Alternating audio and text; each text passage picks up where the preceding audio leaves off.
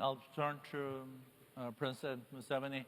You have vast experience as a leader, and also you have seen a lot of conflicts coming and going.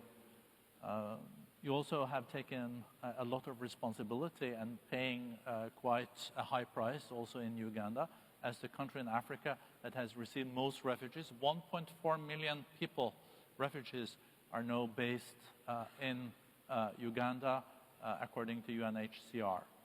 Mr. President, based on your experience and what you have seen, how can we in the future better avoid conflicts like we have seen in South Sudan, between Ethiopia, Eritrea, the unfolding and of the situation in Somalia, but also difficulties in DRC and etc. What can we do to make sure that this doesn't happen again in the future? What can be done is to understand the causes of these conflicts. With war, generally, there are what we call just wars and unjust wars.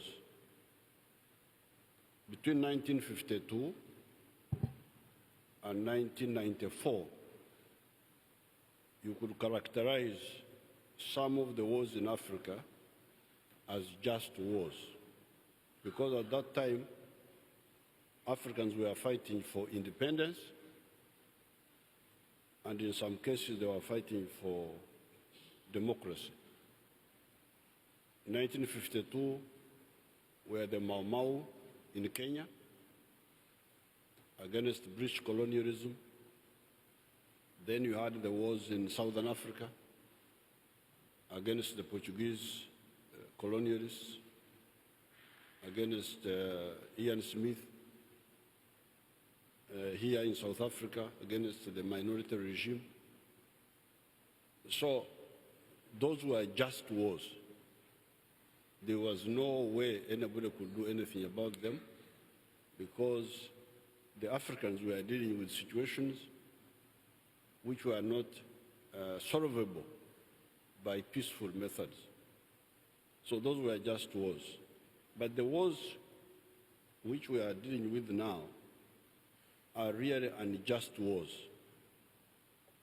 They are wars which have no good reason, and they are caused by an ideological problem. The ideological problem of emphasizing identity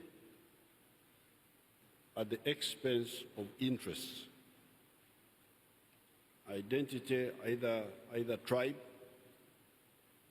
or clan, like in Somalia, or religion, like in some of the places. So that's an ideological mistake,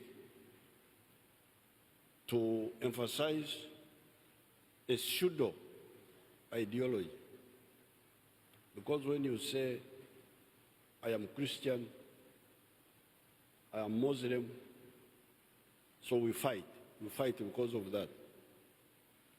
Or like in the Middle East, Shia, Sunni, or like in some of the areas, tribes or race. These are false polarizations. They are polarizations based on wrong reasons.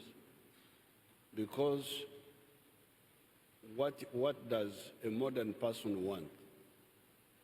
A modern person needs prosperity. You need to answer the question, where does prosperity come from?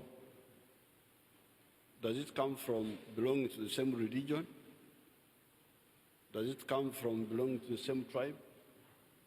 Or does it come from selling my good or my service, and I get income and I look after my family? So if you say that prosperity comes from production and exchange of goods and services, then